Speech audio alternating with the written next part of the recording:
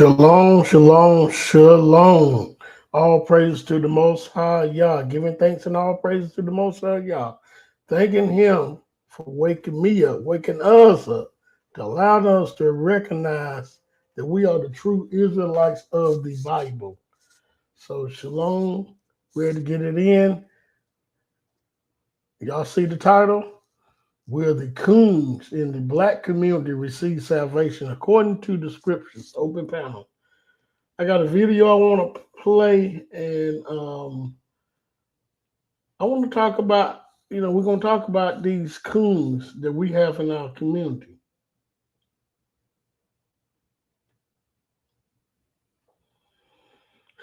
And how they are actually, you know, when you're a coon, you're gonna become a betrayer. You're gonna betray your own people. You're gonna betray your brothers, your sisters. You're gonna betray your mama and daddy. Now, there's also verses that our brothers and sisters are gonna go against us too. Most definitely that because of the truth. But we're talking about the coons tonight that we have around the world. We're talking about black people. They quit, especially the ones that got all this money, this rappers, singers, actors, political. They quick to talk stone junk about their own people.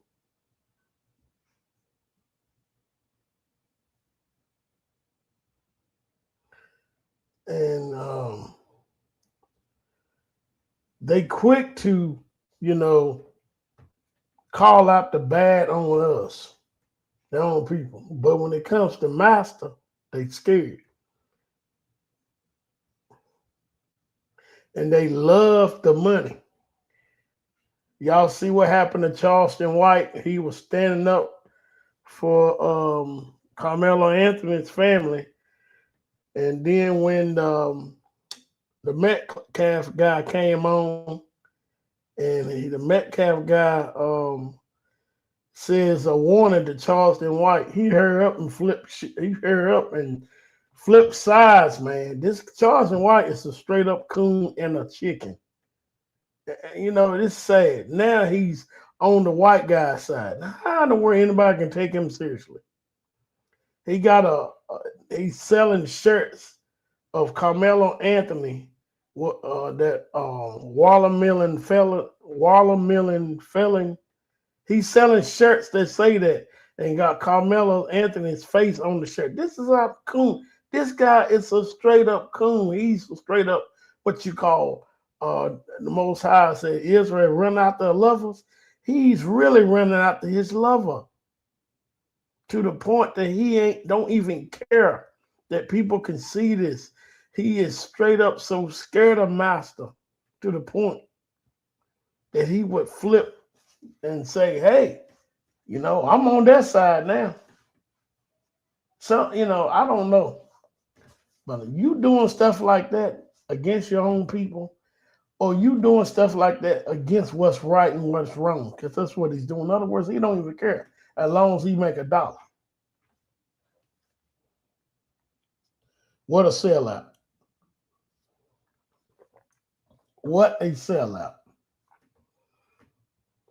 Also, we got, people that's in the sports, right? Stephen A. Smith, one of the biggest sellouts you ever want to see. He got it bad.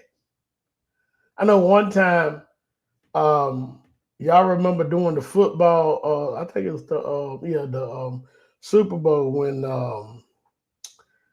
what's her name? Serena Williams was dancing, I guess, doing a performance of her ex-boyfriend or whatever. And Stephen A. Smith basically made a comment on that she shouldn't be doing that if she's married. And somehow, some way, Serena's husband happened to get on ESPN. What are you doing on ESPN? Dude don't know nothing about sport. Anyway, he happened to be on ESPN, and they had Stephen A. Smith. He wasn't in the show, but he was on the screen. And Serena Williams' husband confronted him about what he said about, his wife. Ask him, is he married? He was like, no. He said, well, do you have grounds to tell somebody about, yes, she was crip walking this way. And then, thank you, 70 vet. And then um, he gonna tell Stephen A. Smith, you're not married. Basically, how can you correct somebody or somebody's marriage and you're not even married? And Stephen A. Smith was sucking up to him, like, okay, I'm sorry, blah blah this. Now keep that in mind, y'all. But there's a reason why Stephen A. Smith sucked up to him. Man, that white boy couldn't beat his way out of a wet paper bag. But anyway, Stephen A. Smith sucked up to him because that's his master. He want to keep his check rolling. Because when Stephen A. Smith was talking junk about LeBron James' son, right? LeBron James seen him at on the basketball court at the game, stepped to him and basically tell him don't be talking junk about my son. Stephen A. Smith was eyeballing LeBron James. Now, you know good and well, Stephen A. Smith would rather fight that little pole-looking white boy, Serena Williams' husband, than fight LeBron James. So we know he's a coon. He ain't gonna mess with Master. Master can say anything to Stephen A. Smith. He gonna say yes, some, yes, some, yes, some. So that's why he was sucking up to Serena Williams' husband, not because he was scared of Serena Williams' husband. That dude couldn't beat his. He couldn't beat me if I had my arm tied behind my back. So anyway, he's one of them, and then that other guy that's in sports, I think his name Will Cox. He's another one, big coon. Charles Barkley, oh Lord, he's the worst. He's a big one too. Shaq, he's another one. Who else cooning out there? Just going all out. It's a lot of them out here, right? Kevin Hart, he's another coon. Um, it's a bunch of them out here, all for money. Hey, y'all, but guess what, y'all? This ain't nothing new. Black people been cooning on black people before the Messiah, during the Messiah, and after the Messiah. We've been doing each other like that for years, 1,000 years. It's nothing new. When it comes to the other nations, seems like we want to be like not us on here, but it seems like we want to be the other nations. We won't say nothing bad about them. We too scared. We won't lose that money. So this is really nothing new. This has been going on, right? Let me greet the chat and we're gonna get started. Shalom, Obadiah 1121. How you doing? Shalom, Layla. I always mess up your name. Shalom, how you doing? Dozen 12. Shalom, Robert Yellett Senior. Shalom, what's going on, cuz? Shalom, how you doing? 7A Vet. Shalom. All right, so that's all we got her right now. All right. So before I even go into this video I'm gonna play, I want to read a scripture, y'all. Let's just read the scripture because we're talking about cooning.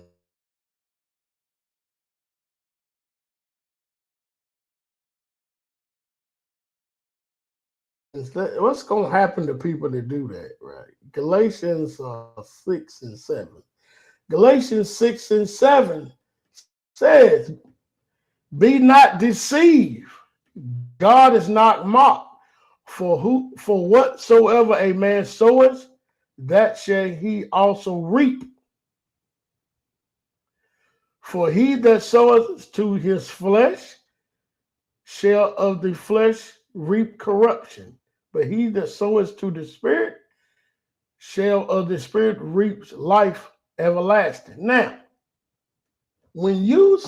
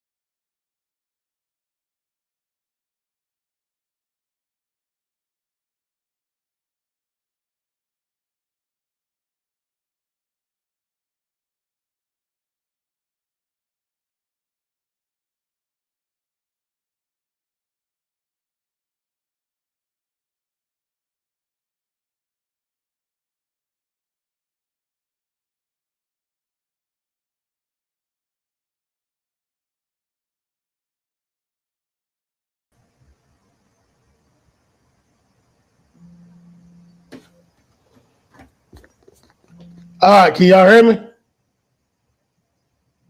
Can you hear me, brother Eric? Yeah, I hear you. All right. Yeah. All right.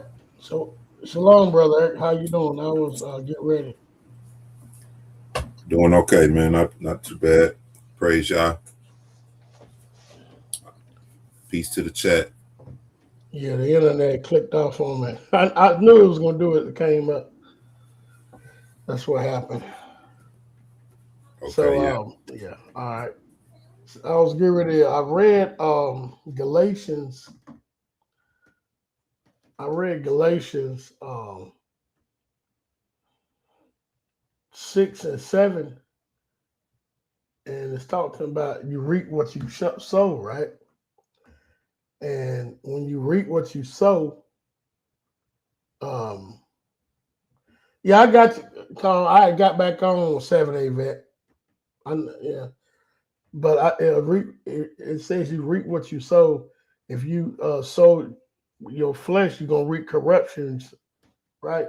If you sow in your spirit, sure you should sow to the spirit. So the thing is, if you out here, right, cooning and betraying your brothers and sisters for an almighty dollar, you are not sowing to the spirit. And so I was getting ready to go in Leviticus 19 and 17. And this is what it says: Thou shalt not hate their brother in their heart. Thou shalt in any wise rebuke their neighbor and not suffer sin upon him. Thou shalt not avenge nor bear any grudge against the children of thy people, but thou shalt love thy neighbor as thyself. I am the Lord. So if you reaping to the spirit, that means, if you reap to the spirit, you're reaping the law. But if you reaping to the flesh, of course you're gonna be a coon. Of course you're gonna go out here and portray your brothers and sisters. No matter what, if they give you that almighty dollar, this is what's going on. I'm just talking about the people, the black people that's on television, and right now. What you think, brother? Before we get into this video, I don't stop. Hold up, man, this thing giving me problems. How about now? Can y'all hear me? Yeah, I can hear you. Uh, yeah. Yeah, I think most definitely when you I call it being a traitor to your own people. You know what I'm saying? And I'm trying to pull it up now. I think it's in Romans chapter 12. Let me see if I can pull it up. Romans. I'm not gonna share it on the screen, but I'm gonna just read it out. All right. But I think Do you feel like you should still? when you talk about, I think when you talk about sowing to the spirit, sowing to the flesh, when we look at what a lot of these celebrities have to do to obtain the positions they have and the wealth they have, you know, they are doing spiritual things, but it's for carnal reasons. You know what I'm saying? And so that's something we got to keep in mind. And I also notice a lot of these celebrities themselves know and understand who we are. So that would sort of raise a red flag as to, if they know who we are, why are they into the things that they're into?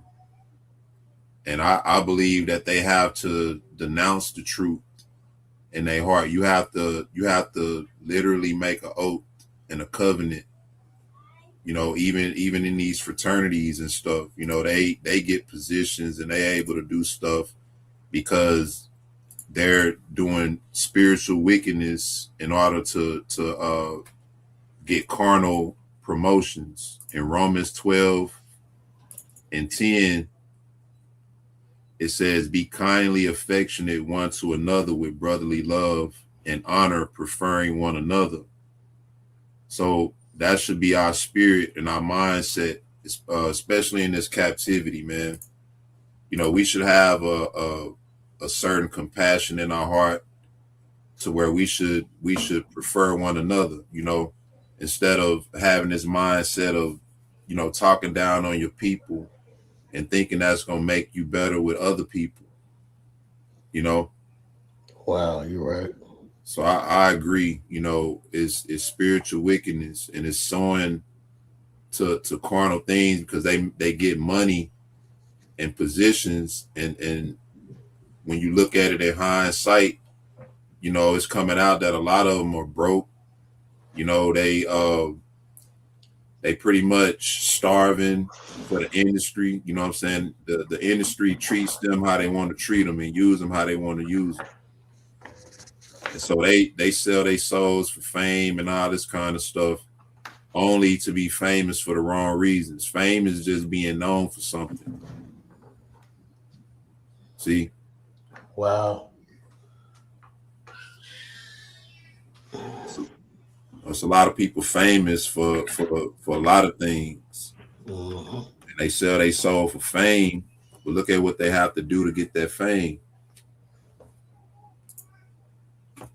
So you can call that coonery to an extent, Mm-hmm. because they selling out their own people, especially when issues like this come up. How many of these celebrities and people in high positions are speaking out? And that's not to say that some of them may not be helping behind the scenes. I don't want to eliminate that as a possibility, but for the most part, ain't none of them gonna speak out. And a lot of them, when they on the screen, you don't really see them representing. They speaking against the cause. So I agree with you. Most definitely. Shalom, Shibri. Some more people came in. Miss Pauline, Shalom, how you doing? Yah Israel, Shalom, how you doing? VC, Shalom, how you doing? Yeah, I received your call. I was getting back in. I know it went blank. The computer cut off. I've been having problems. Like yesterday, it went dead on me pretty quick, and I got it plugged up, but I got a message saying it might not charge where it's plugged, where it's on. Your Okay. your computer. Yeah, but I might need some go in or take some stuff off. All right, so check this out, right? So when our people that's like we was talking about, what they call the famous people, they probably know who we are. They they they um Shalom, Sister Tawana. They probably know that we are the people. They probably know that that some I ain't gonna say they know something going to happen, but I think they probably know a little bit more as what's going on and why these things happen to us at this time that we living in today. So you have to sell all that out for a buck of money. Mighty Ron, I sent you a message asking what was your email earlier. And I thought I had it, but I couldn't find it. But I'm gonna put the link in the chat after we play this video. So can you imagine y'all having all this money and threatening losing it, right? And once you lose it, right? Oh, it's a possibility you can lose everything. And I mean, that could have threatened Charleston White with so much stuff. I don't know, but the dude jumped ship like crazy. And a lot of these actors, look at Charles Barkley. He been like that forever. Look at Stephen A. Smith. I'm just saying. But I got a video I want to play. It's not long. This is crazy. Let me see if it's pulled up. Let me see. Okay, yeah. You got anything you want to say before we play this short video? Nah, let's rock, bro. All right. Fair use, y'all. Fair use. Let me know when y'all can see it. All right. Can you see it? Yes, up. Fair use. Raccoon City. When the field Negroes got too much out of line, he held them back in check. The house Negro could afford to do that because he lived better than the field Negro. He ate better, he dressed better, and he lived in a better house. He lived right up next to his master in the attic or the basement. If the master got sick, he'd say, "What's the matter, boss? We sick?" When the master's house caught a fire, he'd try and put the fire out. He didn't want his master's house burned. As the days go on, y'all, I'm slowly realizing that all skin folk is not kinfolk. In 2025, bootlicking is on the rise and it's bad. I know this might sound wild, but personally, I hold a racist white person to a higher standard than I do a raccoon. At least from the eye test, I can tell you don't like me. As of lately, though, with the result of Charlie Kirk getting put on a t-shirt, so many raccoons have been coming out of the woodworks. Charlie was shot because he's honest and people listen to him. Even if you believe he was wrong about every single thing that ever left that man's mouth, he was shot because he's honest. Charlie Kirk was a civil rights leader. He inspired millions of young Americans to get more involved in politics. He believed in God, his country, he took care of his family, and inspired millions of people. Listen, folks. Hold on, Kadar, hold up.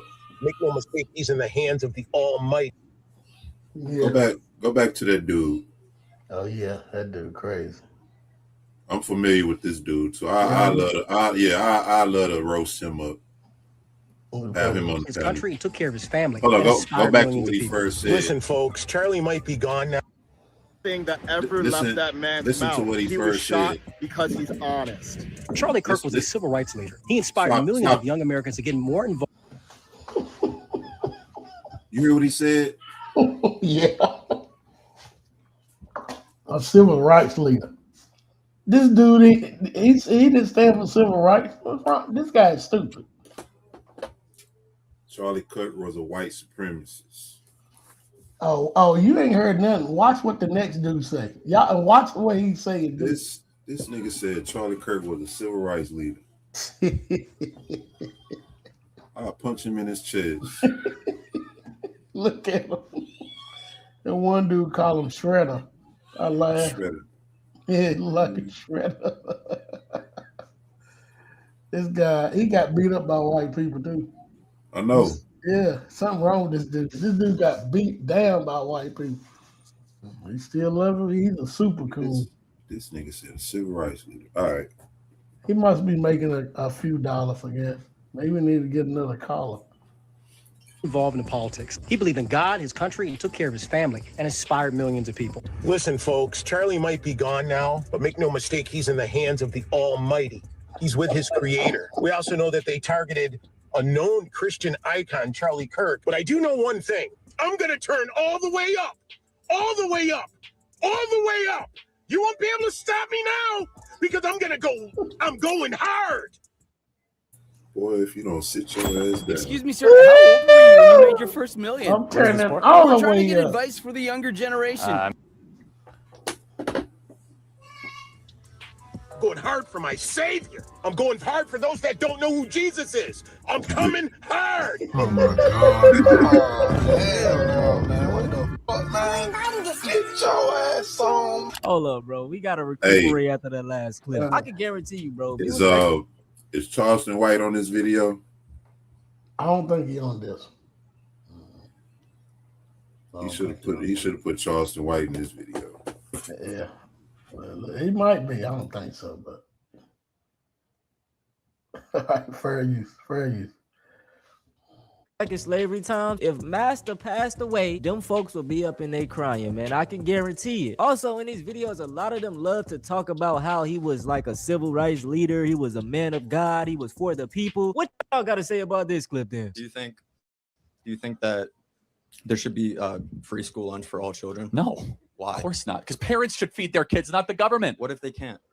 Go get a job. A child? The parents should go get the job. Yeah. This is important. I don't believe they have jobs and they can't support their children there because the minimum wage is so low. No, you are a temp, dude. Don't give me this stuff. First of all, this is really. I want children to eat. Of course I do. Show me a single child in America going hungry. Doesn't exist. What? I don't want to make this a Charlie Kirk video. You heard what this dummy said? Yeah, I heard what the Cool Whip man said. This man is dumb. And y'all, watch this.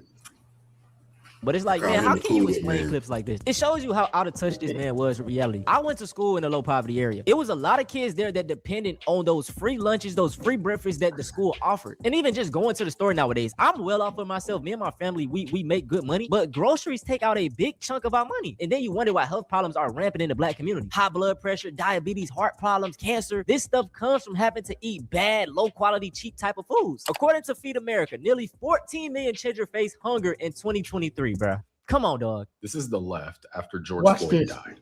George Floyd had more than enough fentanyl in his system to die from overdose. If you go back and watch the video, he was saying, I can't breathe, way before he ever got put on the ground. Now, the right has just seen one of the most influential people on their side get murdered in cold blood.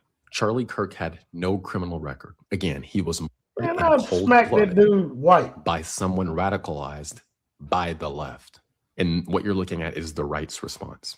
Now, this is Jeffrey Mead, and oh my God, this man is the biggest raccoon on TikTok. We're gonna break down everything he just stated in that video. For one, he said this is how the left reacted and this is how the right reacted. The left did peaceful protests. Now, for one, they couldn't really crash out because the person that took out Charlie Kirk was a registered Republican voter and he was a young white man. For two, black HBCU schools were threatened the next day for something that a young white man did. For three, does he not remember what happened on January 6th when people stormed the Capitol?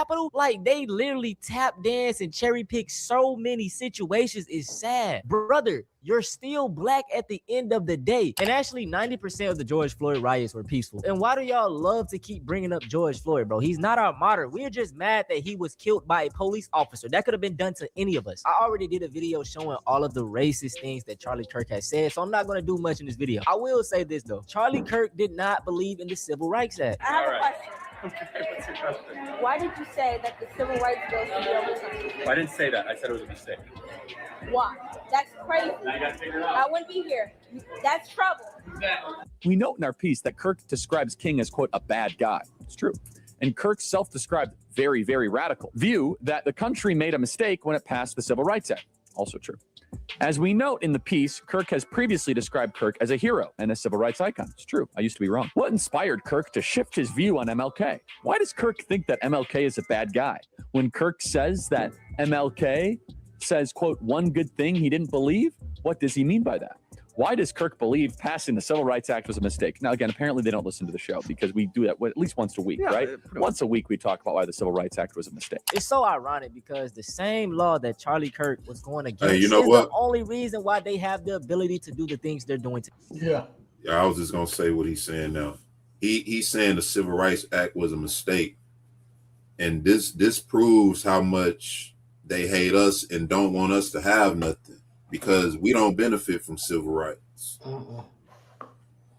Voters reform, the Voting Rights Act, right?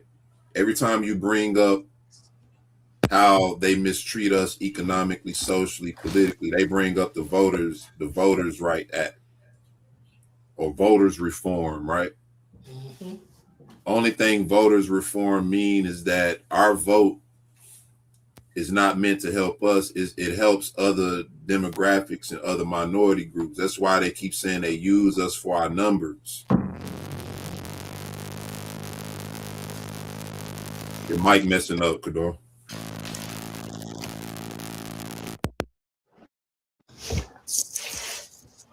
How about now? Yeah, you good. But that's all I wanted. It's funny how they say that, but then the very Civil Rights Act that they passed, they meant it for foreigners and other minority groups to benefit from because they use it, they weaponize it against us. So that just proves how much they don't really want us to breathe in this mud, bro. They don't want us to breathe. They sick. I bet they think about us right now. They thinking about us. Of course. Fair use. today. They can vote for Donald Trump. They can be around other white people. They don't have to worry about getting lynched. I can go on and on. Now we're really about to get into the meat of this video because all of the little TikToks and people standing up for Charlie Kirk isn't really doing damage as much. It's really the YouTubers. You see, making anti-black content is very profitable. But if you're black and making anti-black content, it's even better. This is the thing, y'all. These black YouTubers are like a vessel for what white people really want to say. They can't just come out and say these type of things because they already know they will be labeled as racist. So if they see a black person saying something racist, it's going to make them feel better and be like, see, a black person said it. I'm not wrong. Now, the first raccoons we're going to talk about, the Cartier family. Oh, man, it's so obvious that these dudes are grifting. They started out making like music reaction content, and then that slowly dried up, so they needed to find a new source of income. So let's take a look at their channel. So you see the type of content that they do. But do y'all notice the same thing that I do? Black fatigue strikes. Black fatigue strikes murder. Trump goes nuclear on black fatigue in no video. Black fatigue strikes. Y'all get the point. What a lot of these people love to say is that, we're just bringing awareness to it. We're trying to make the black community a better place. No, you're not. You're just fueling the fire for people to be more racist. I can guarantee that most of the people watching your videos have never had a real interaction with the black person. And don't get me wrong, it's nothing wrong with criticizing the black community, but clearly they're just doing this for views and approval of white people. The main problem is generalization. Whenever a black person does something bad, they stand for the entire group of black people. We're a monolith, but change it around and let a white person do something. It's a liberal, it's a Republican, it's this and that. No, why isn't it the same way? And here's another obvious example that they're pandering to their racist audience. In the title, they put Democrat attack Christians. Democrat. So it's not white fatigue. Here's another one. Charlie Kirk death triggers ultimate black fatigue. What did we have to do with it? The shooter was a white man. Put white fatigue, Charlie Kirk death. Like what? These dudes are so pathetic because they will never show anything negative towards the white community. And this is extremely easy to do. Have you heard about the South Carolina judge that got arrested for trying to get child you know what? Or better yet, how about the man that just killed 3 police officers? It's so many stories, bro. And if I was petty, I would just spam white fatigue videos and find degenerate videos of them. It is so easy to do that. That ain't my job. My job is to unite my black people, though. Some other channels like this are. Yeah. What about the 10 Republicans? And we showed this yesterday. What about the 10 Republicans in Louisiana who voted to not have bestiality banned? Wow. All white. All white. You talking about a good video? When you showed it yesterday, might need to go back and do a whole video on that. That's awareness. Because if they, and how about the man just got caught? His wife caught him. Yeah. With the dog. With the dog. Yeah. See? Yeah, but black women want white men. But I'm not saying everybody, y'all. But think about that. Come on, man. It's this is why I say people like that, they don't have love in their heart. They scary. It's fear. And they want to pose like black people, y'all hate. We got a right to. It's a time for that. But they scared, they afraid, and they think doing this is gonna make white people accept them, and they just using them. Wow, man. What about the 80+% of child abusers, sexual assaults being with white men? Yeah. You say that on that channel, that take the whole channel down. All you gotta do is look that up. That's why I say you cannot make me believe that that's in your nature and you're not the most violent people on the earth. You're right. You can't make me believe that. And you know what, too, but I'm starting to see a lot of black folks like this guy. I never heard him talk about the Most High, nothing, but they're talking about loving their people. Ain't that something? Just automatically, I started to see that a lot coming about. And that's why I said when you read Exodus, right? Mm-hmm. When the Most High sent Moses, he said, "I hear the cries of my people." They weren't during that time crying out to the Most High. They was crying out because of their affliction. Their affliction. That's where we are right now as a people. If one thing we can agree on is we in a bad condition as a people. We start crying out together, which we are. We still got some coons left out here. Hey, they come. Let them come on. They listen. The Bible, the scriptures is already set. Let them do what they do. Because the Most High got something for them too if they don't repent. You're right. Fair use. Are the Hodge twins, Anton Daniels, Candace Owens, the Black Conservative, and I'm pretty sure more and more will come up. Listen, it might not be today, it might not be tomorrow, but these dudes will get their Negro wake-up call soon, just like this dude did. He said, as a black man, I would be honored to fight side by side with you brothers, just like when you fought to free the slaves. Someone replied, us whites got this. You can help by packing your bags and getting the off our land.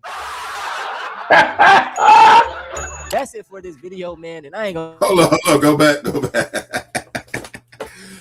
Lie. My whole time run that back, is worse than any racist person. In 2025, sadly, there are too many. I love it. As a black man, I would be Anton Daniels, Candace Owens, the Black Conservative, and I'm pretty sure more and more will come up. Listen, it might not be today, it might not be tomorrow, but these dudes will get their Negro wake-up call soon, just like this dude did. He said, as a black man, I would be honored to fight side by side with you brothers, just like when you fought to free the slaves. Someone replied, us whites got this. You can help by packing your bags and getting the off our land. That's it for this video, man, and I ain't gonna lie. My whole time editing and recording this mug, this shit is funny, man. I got one to match this. If you let me share it. Yeah. Let me shut this down. Yeah, please. No. Look, she got to send it to me, but okay. Well, this video is over anyway. But this is what I'm talking about, man. Our people doing all this cooning, and look what happened to the dude.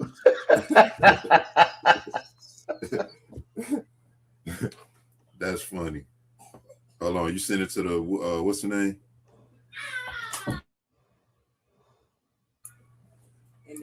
That is funny, bro. Hold up. I love to see niggas getting a nigga wake up call. I love it. Hold on. Let me see. How long is this video? Hold on, let me see. That is funny, bro. I love that. I love it. And you know, y'all putting up some good stuff up here. Once we gonna play another video, I'm gonna put y'all stuff up. I'll see you in the chat. I know y'all bringing it. That's what I'm saying, man. When you coon so much, you gonna get it, man. You gonna get it. Man. Coonville. Here we go. Fair use. Actually, I put my family on a higher level than I put African Americans because they're so low that I would never put my family there. Like, I would never want them to actually be on the same level as African Americans. But your mother's African American. Well, I mean, supposedly, but you know, I'm not gonna put her on the African American level. I don't know, because then I will. Are treat you her African American? Like yes, I am proud. Are you African American? I am 100% African American. So when you lump them all together, they're telling you straight up they're African American. So I mean, if they're African Americans, they're uncivilized people. So you're saying your brother is uncivilized? They deserve to be in jail.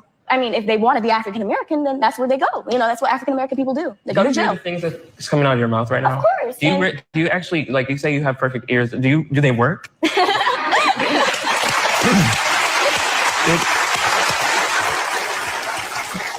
It's not that you identify ethnicity-wise with a Caucasian group. That's your choice. What's offensive to me is why you would be such a racist about it. Because let me tell you, if you want to identify with the Caucasian group, of which I'm a member, you are not welcome. Let me tell you. Wow. Because you are saying cut. Cut. You say cut. I love that. I wonder how she felt in that moment, though, in front of the world. You know what I'm saying? You know what? But y'all notice, y'all. We've been looking at Coonan. All them jumpers dark skin. Y'all notice that? Mm-hmm. Look at her mother and her brother. They like, but they ain't cooning. She the one cooning. Crazy. Ugly, hateful, disgusting things about decent, caring, loving human beings. And I just find that so, I find that, and you are so ill-informed. You say, like, the prisons are full. Have you looked at the statistics? Yes, I have. Well, then you should know that African Americans are the most incarcerated people out here. Oh, really? So, yes. Okay, well, let's actually talk about that, because according to the Federal Bureau of Prisons, the prison population is 37.9% black and 58.2% white. Well, you're not looking at factual information.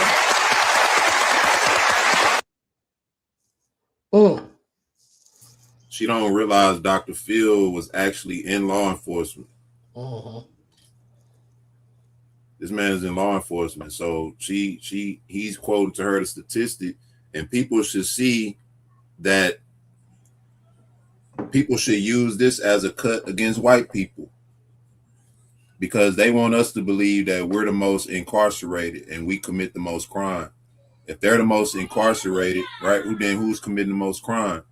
Number one, the 30% is within a small demographic. It's probably less than 1% of so-called black men in America that's locked up.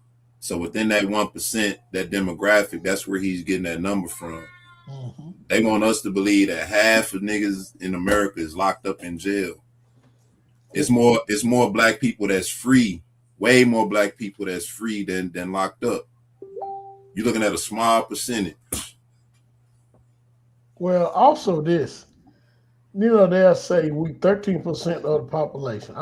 They keep saying the one number. Seems like we die one day, have another child and match that the way they. I really don't. You notice that, Eric? Right. We've been 13% forever, but 13% of the population, we commit 50+ % of the crimes, but we not, according to this black girl, like 80% of us in prison. Now, how are we doing all that if we 13%? We bad, ain't we? I'm telling you. That means we everywhere. That means my kids got bodies. Yeah, that's what I'm talking about. This is ridiculous. And how in the world we still at 13%, but we the one having the most kids? Man, they joke crazy.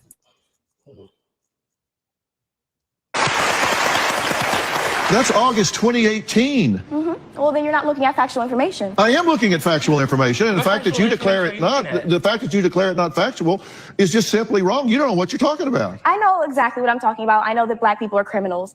And you talk about blacks being thuggy and criminal. Have you ever read anything about the Aryan Brotherhood? Man, this guy. Do y'all see how Dr. Phil, like, these are the arguments whenever they bring up black on black crime and all that? Dr. Phil cutting his own people right now. You see what I'm saying? Yep. How do you think it would go if you showed up at a KKK rally? I'll tell them I'm one of them. They would be like, okay, hand me a robe. She has talked about having her skin bleached. Yeah, like Michael Jackson. I support that. Like, I feel like if I had the choice, I most definitely would make a white transition, because being black is just so gross and ugly. I don't want to be that. I thought you were Caucasian. Oh, no, my skin is a darker toned. I don't like that. It's not cute. I don't think she really identifies as Caucasian. I think she identifies as racist.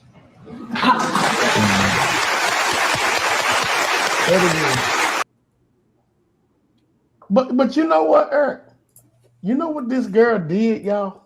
In a way, she showed how white people really want to act. Yeah. Seriously. That's what why. she did. Yeah.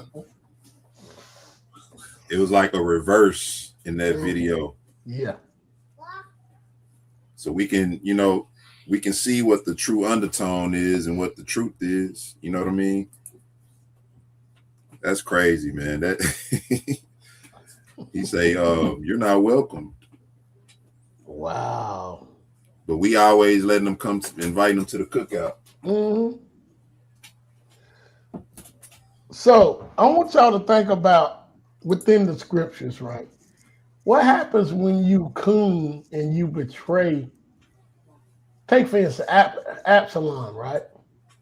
What did Absalom do, y'all? Y'all know the scripture. 2 Samuel tells you what he did. Think it's 2 Samuel 18, I believe.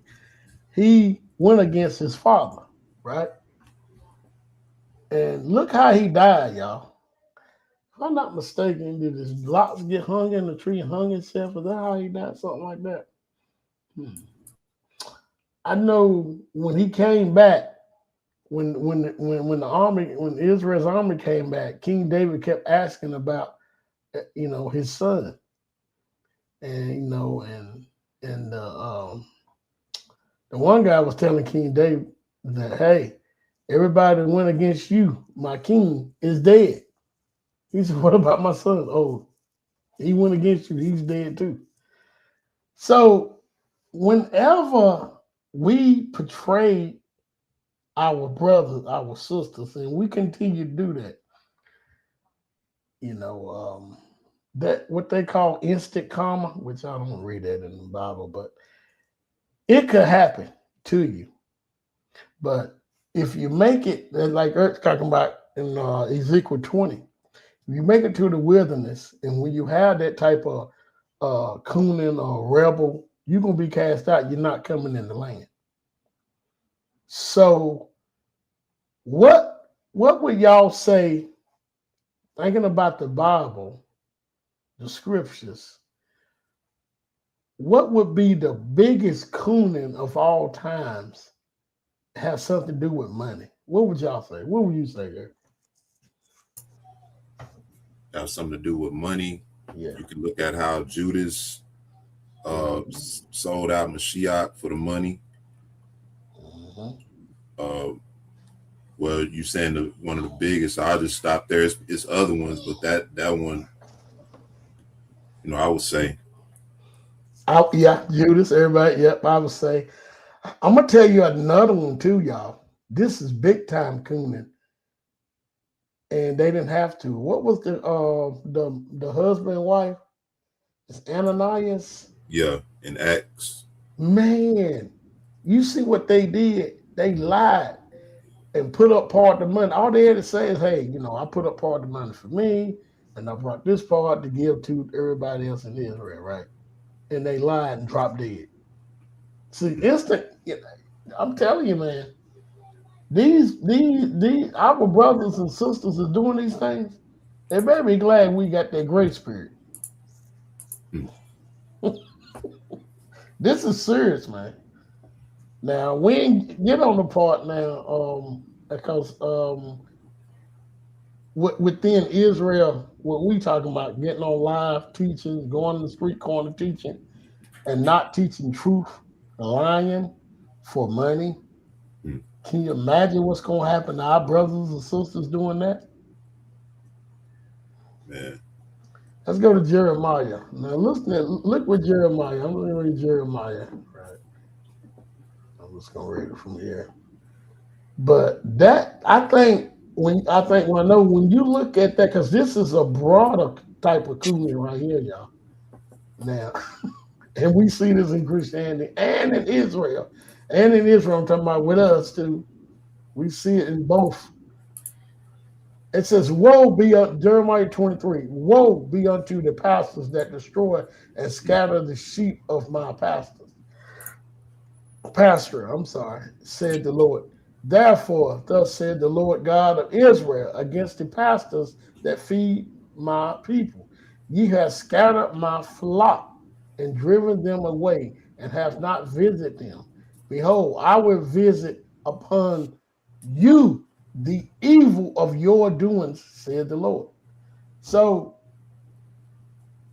look at our brothers and sisters in Israel, right? Especially I'm going to our brothers. We just heard, look what happened to Deacon. Took the bag, started teaching, anybody can be saved.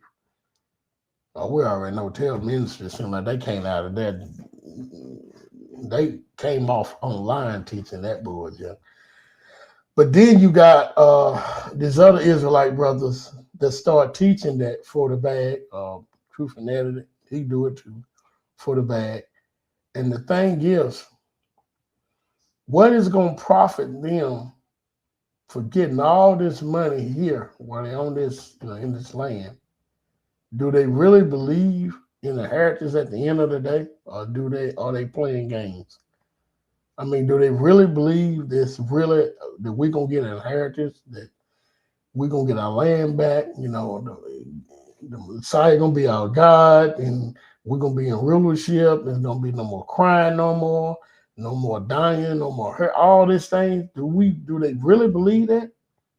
Because if I really believe these things that I read in the scriptures, I'm not gonna lie just to get some dollar bills for now. Then you can drop dead tomorrow.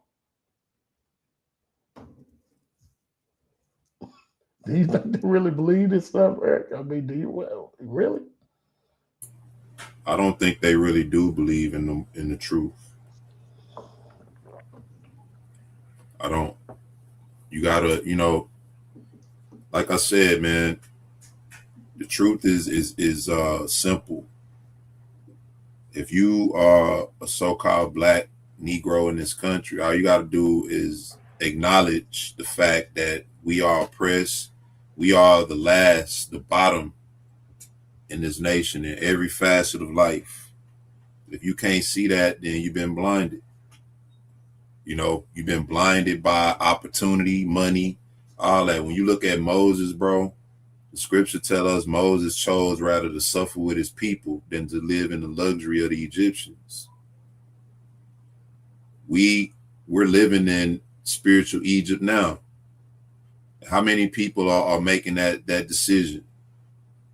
How many people saying, man, I can't be broke. I got to do this. I do whatever, get rich or die trying. These are creeds that our people live by. That's why they keep pushing it in our face, because, when it's about the money, you'll do anything. So no, I don't really believe that they believe the truth, bro. You can't if you going against it and quoting other things that's contrary to it. Nope. Yeah, I'm with it. I'm with you on that. That's why I was wondering, because think about it, right?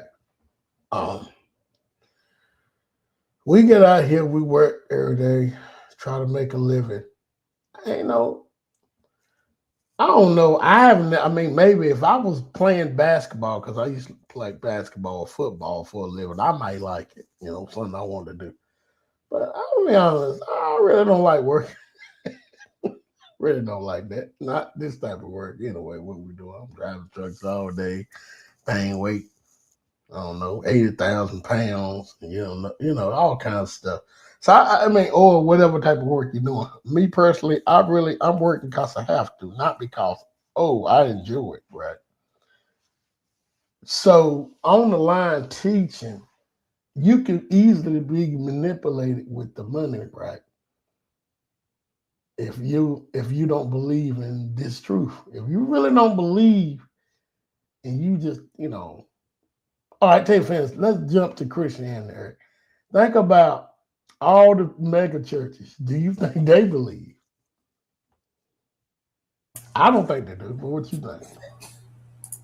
Well, I think when you reference the Jeremiah 23, it's addressing the pastors that's leading the sheep. I'm gonna say this, man, and a lot of people may not agree. I believe that there are people, some of our people in Christianity still, who have a heart to hear the truth, and the Most High is reserving them, for a set time. Yeah, I do believe that, but there are a lot of our people who have itching ears, and that's why I say that's where Ezekiel 20 come in, because when we leave and we have to face the Most High face to face, us and him, that's when those people will be dealt with, But I do believe that there are some still in Christianity who may not fully know the truth, who do have a heart to hear, but they are sheep, so they're looking to be led. And when you look at a lot of people in the truth now, it's not a lot of good representation openly, like, you know, when it comes to the leadership and stuff. And so a lot of people are sensitive about who they come under, you know what I mean? And so our people are still just sheep, man, waiting for a true shepherd. So, yeah, I was thinking about it's a possibility that our people, pastors, even in Christians, because I talked to some, really, they didn't know the scriptures at all. Been preaching for like 20 years. They really believe what they was preaching, not on purpose. This was the way they was taught. My thing is, once they start have a chance to go back and look at, you know, because I like asking people questions like, show me any scripture in the Bible that's talking about God is going to bless these people. And a lot of them are starting in the middle. I said, go to the top and start reading. You'll see it's Israel. But when Christianity, you notice they start in the middle. I can see them now in Romans 9. They're going to skip the part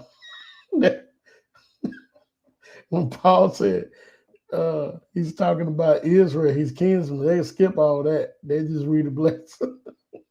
So I think I know, because I've been in Christianity, and the thing is, I really believed it when I was in. I wouldn't, you know, I just had some funny feeling about it, because to me it was never in the story. I mean, you know, next you was taught, you preach to save souls. That's it. You know, I couldn't really understand what that really meant. The way they taught us, I didn't get it. But I really believe when I was in Christianity, I just, you know, I don't know. And Eric, you'll be hitting on something, that you got people that's in Christianity that really believe, want to hear the word, but they're being preserved, because that would have been me. Man, if I would have ran up on these Hebrew Israelites, I would have got toe up in the scriptures. And you know, I always been the type, okay, if it's in the scriptures, I believe it. So I know I had to be, you know, preserved, because if I would have ran up on a Hebrew Israelite, I'd have been changed. Because if you show me in the scripture, I'm a believer. I've always been that way. I just didn't know that, you know, when I was in Christianity.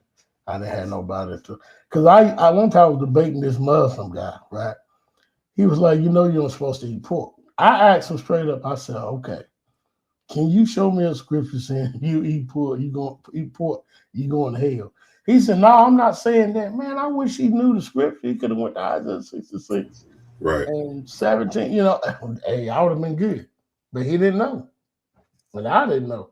So, yeah. Oh, man. But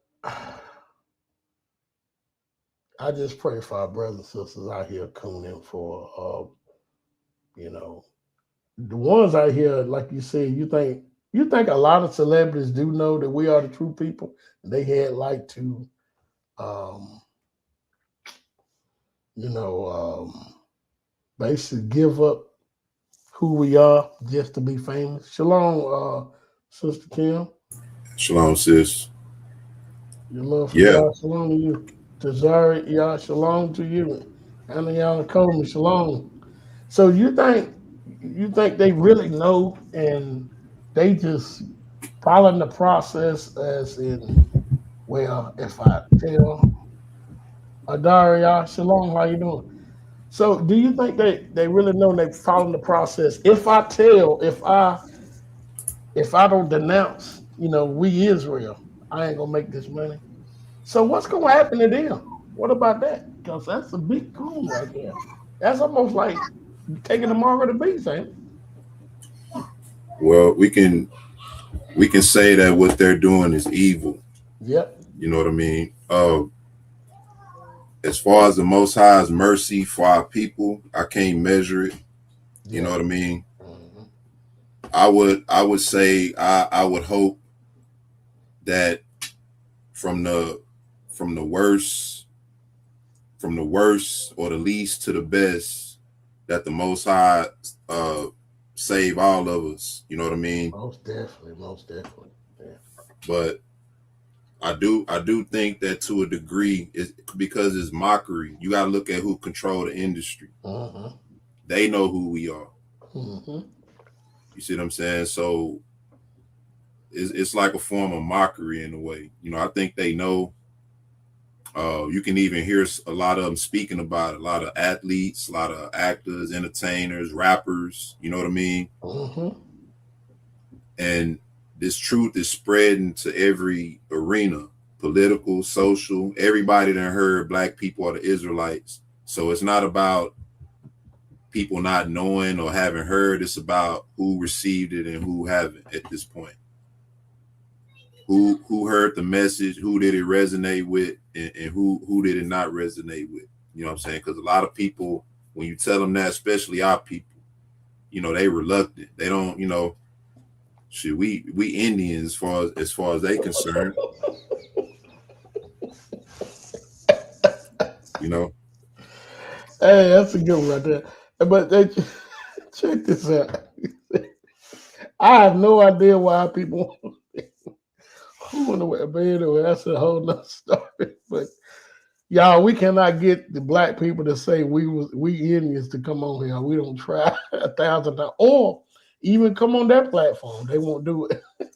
So they just want to be in their own little space on that. So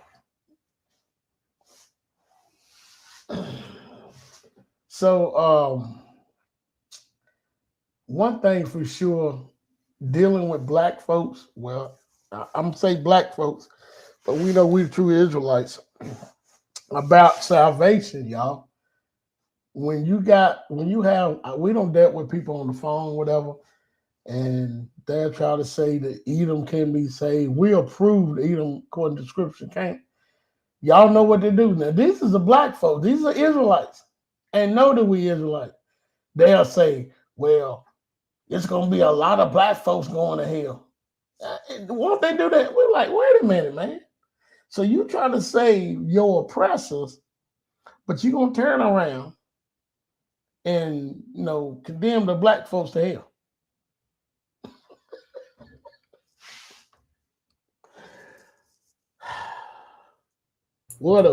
That's crazy, man. That's that religious self-hatred. Yeah. Just like what you were saying, you was talking about how our people was in, you know, rich and they doing these things because basically they want the money. However, you pray that they will be saved. The Most High would say that.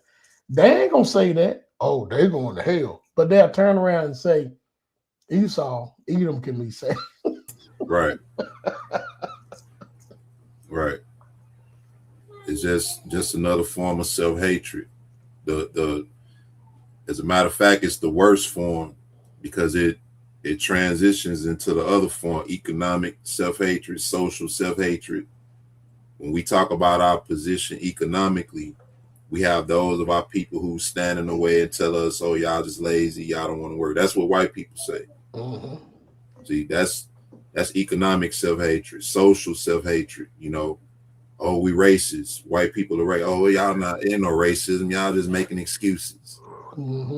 These are niggas telling us this. You see what I'm saying? And I'm gonna just call it what it is. It's self-hatred to the utmost, man. That's all it is. When you look at the evil that's being done to us, you won't say that they going to hell, they gonna be judged. You'll say, well, you got some wicked Israelites out there. No shit. There you go. You always had wicked Israelites. What that mean in terms of the other nations? How does that justify them? Because ain't none of them serving the Most High, ain't none of them trying to. They trying to rob us of our inheritance, just like they did with everything else. The very Messiah that they say loved everybody, they trying to steal him from us. That's a good one. I ain't think about that. You're right. They are all trying to rob us of our inheritance. Stole the Messiah, call him Christ. They already stole our land. So what the hell?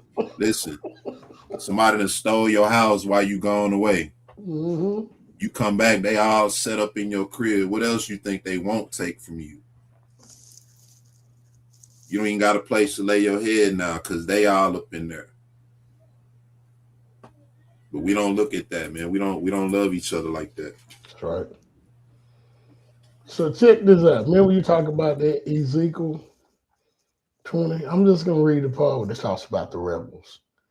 It says, verse 37, 38, and it reads, it says, I will cause you to pass under the rod, and I will bring you into the bond of the covenant, and I will purge out from among you the rebels, them that transgress against me, and I will bring them forth out of the country where they sojourn, and they shall not enter into the land of Israel, and ye shall know that I am the Lord. Now, I want everybody to think about this, right?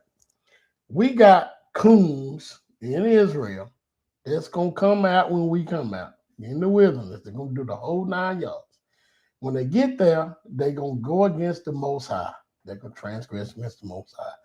He will not allow them to come in the land. Now, I want y'all to keep in mind, I want y'all to think about leprosy, right? Leprosy is the unclean, and when we read it in the scriptures, right? You had to go far off. You can't be around people who had leprosy, right? So remember, if he purging out Israelites that sin against him, right? How in the world a whole nation of leprosy gonna be able to come in Israel, y'all? They can't even be the servants. You get what I'm getting at? I'm with you. How in the world they are unclean? If he purged Israelites out for going against his law,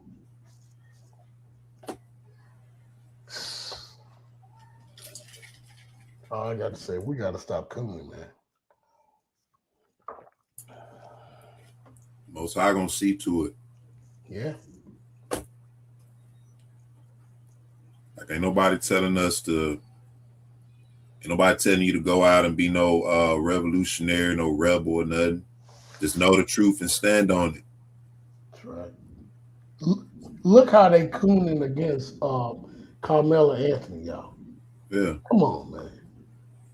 You know, I heard this white man saying this. He said if Carmelo Anthony was a white dude, we wouldn't be talking about this.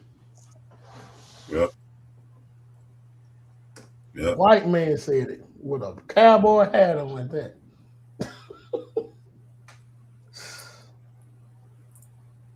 And you got Stephen A. Smith and all them cooning against him, man.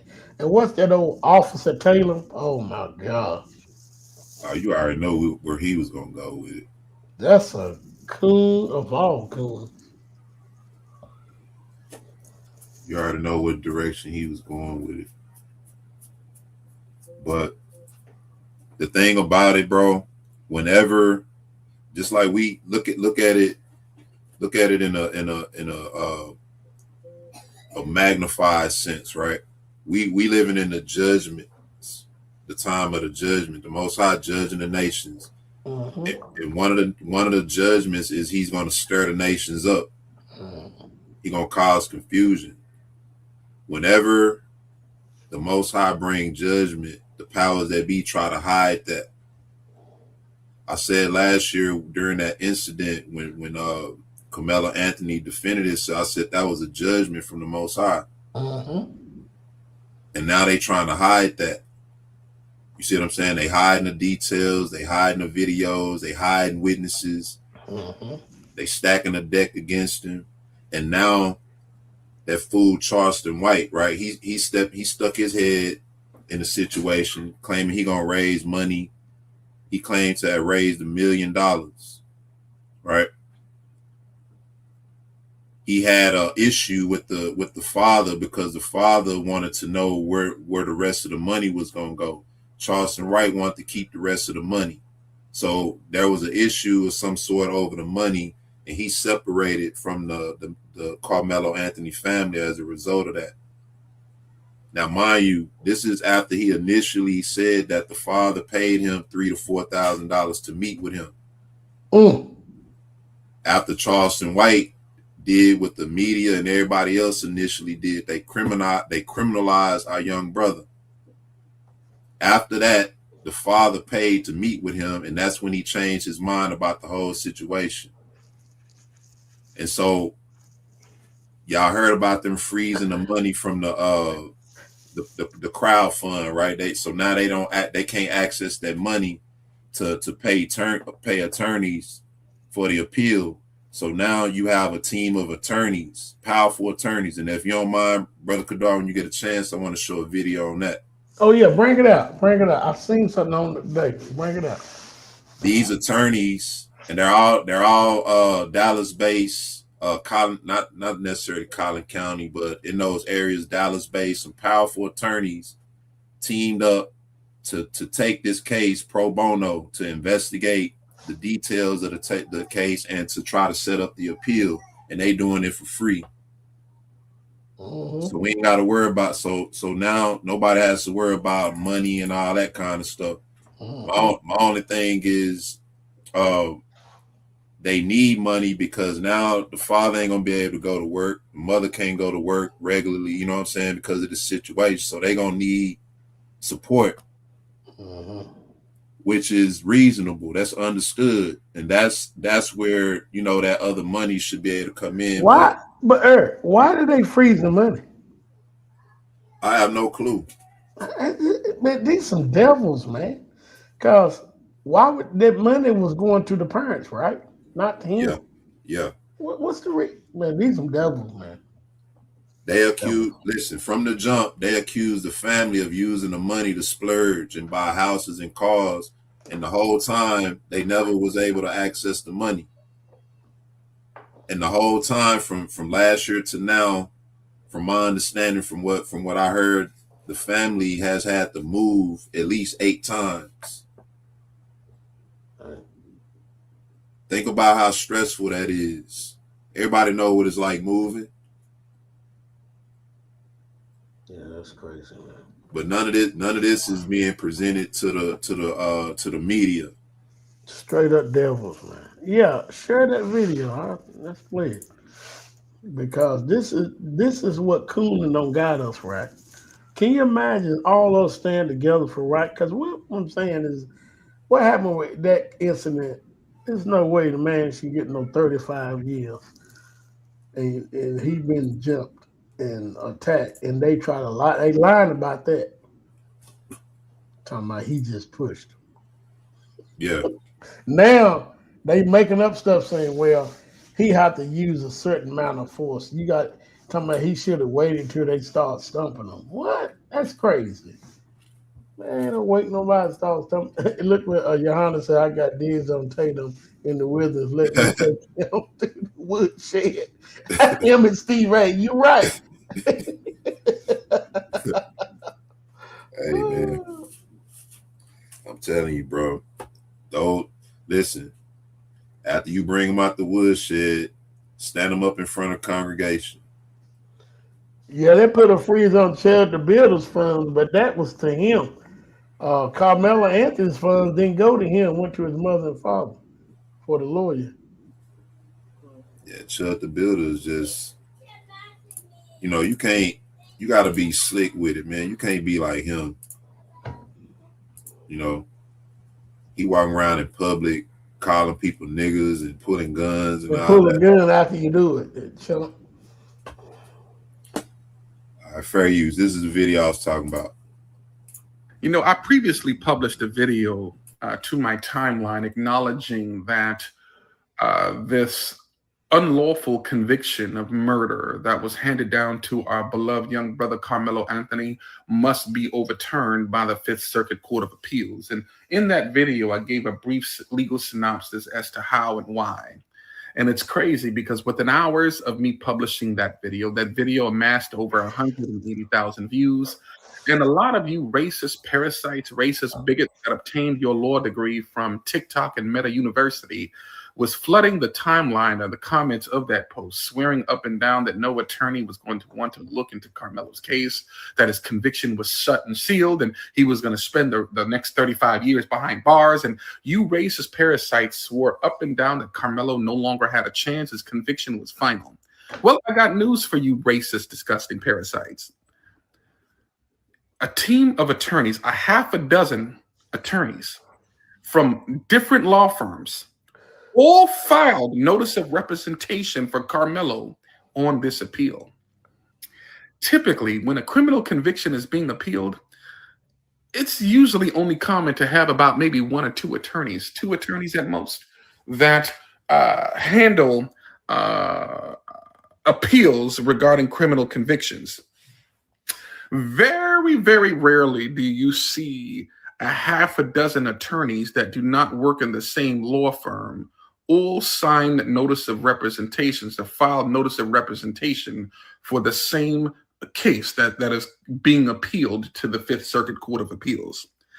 I got news for you, racist bigots. You see that attorney to your bottom left? That is attorney Brooke Close, who works as an attorney under the Honorable Civil Rights Attorney Ben Crump. That attorney would only get involved because she's a high-profile civil rights attorney. That attorney only gets involved when there's an end game to sue. You got some thoughts on that so far, Kadar? You remember when I was saying that another reason they holding all this back because the family really can file lawsuits against Fox News, Frisco ISD, the police department, right? They can file lawsuits against all of them. That's why they prolonging this whole situation. You remember that? Yeah. And it also filed a lawsuit, I say, with the court when they moved it. Look what they did. Yep. Why would they do that? You know why they did it.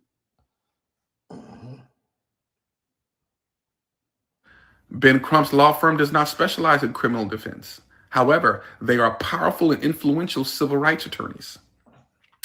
And when they recognize egregious acts of civil rights violations, the Ben Crump law firm has been very successful and prominent to getting involved, filing suit, and winning big. Not only is this criminal conviction of Carmelo's going to be overturned by the Fifth Circuit Court of Appeals, but our beloved young brother Carmelo Anthony is going to have a very powerful civil rights lawsuit against the Judge John Rhodes Jr., the assigned prosecutor in this case, the arresting agency, and Hunter Metcalf. Hunter Metcalf knowingly and willingly perjured himself when he signed his name on the dotted line to a police report that contained false information that he provided to law enforcement. His testimony has been egregiously inconsistent in the interviews that he has given since the wake of this tragedy that led to the death of his brother, Austin Metcalf. Carmelo's due process rights was most certainly violated during the course of his trial by Judge John Rhodes Jr., a very corrupt judge that lives up to his last name, by the way. This judge committed an egregious act of misconduct and judicial error when he allowed the prosecutor to deviate from his obligation to adhere to the 1986 Supreme Court ruling Batson v. Kentucky, when that prosecutor unlawfully, without legal justification, legal explanation, or reason, struck each and every Black juror from presiding and seating in on Carmelo's criminal trial. This prosecutor and this judge colluded with each other to ensure that the jury pool that was selected was handpicked specifically to doom Carmelo from the beginning. This prosecutor was asking the proposed jury pool frivolous and unusual, procedurally improper questions that was not meant to ask a jury or a potential jury pool. That eliminated that jury pool down to a specific number hand-selected by the prosecutor to ensure that Carmelo's fate was sealed long before the trial started.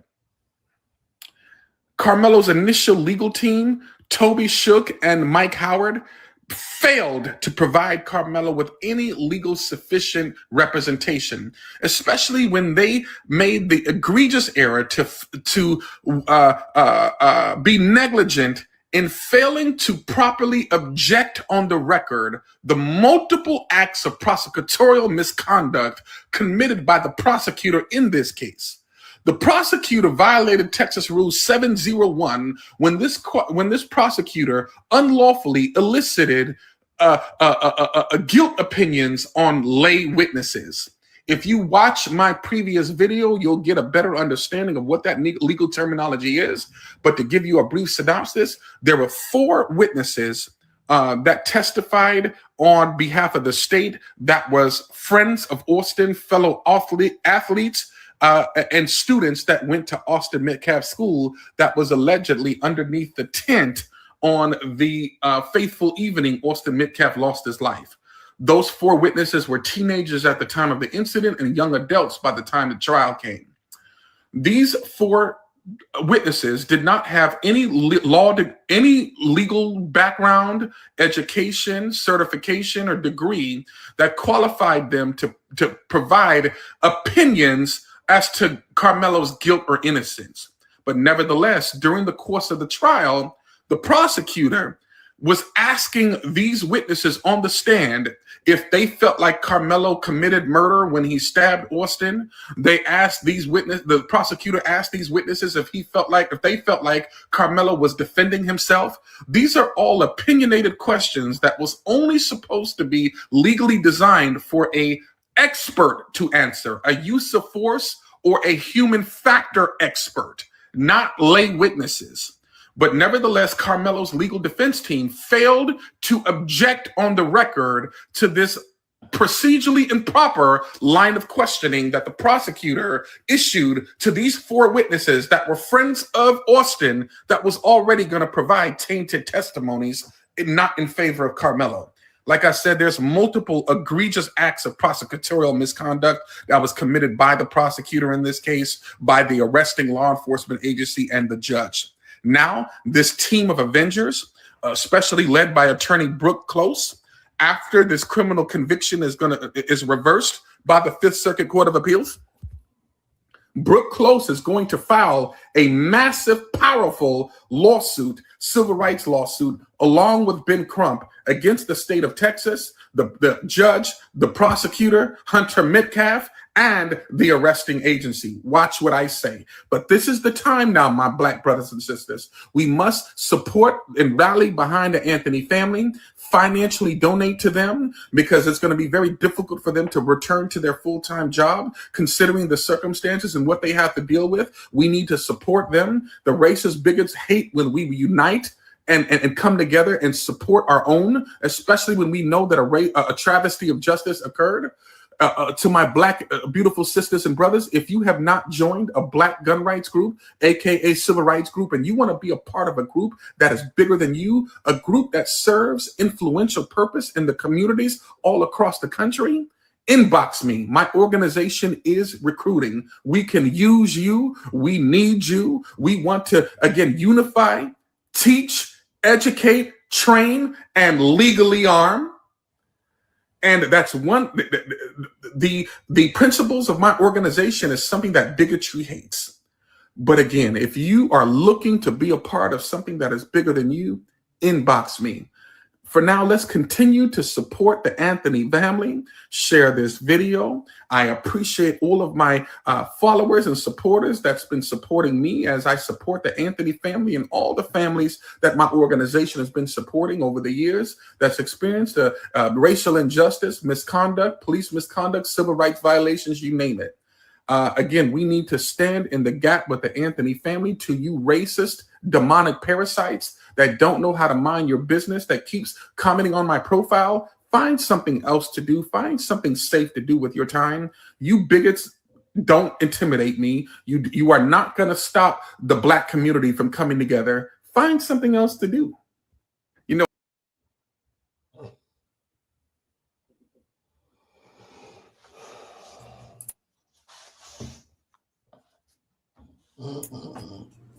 you know what? This sounds very promising. My thing is, why would anybody like the civil rights attorney he mentioned, right? Under Ben Crump, all of them are. As a matter of fact, I don't really know who she is, but I know who Ben Crump is. They're all Dallas based. Why would people of that magnitude do what they're doing for somebody that's guilty, or for somebody that's a criminal or a brutal murderer? That's right, because they wouldn't get into it. You're right.